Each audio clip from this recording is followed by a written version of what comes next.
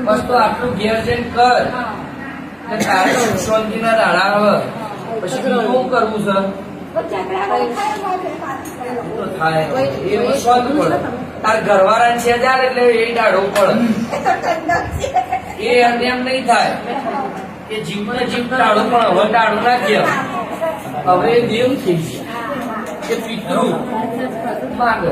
આટલું ઘેર જઈને કર કોઈની સોળી કે ભાઈ મરી છે જમવાની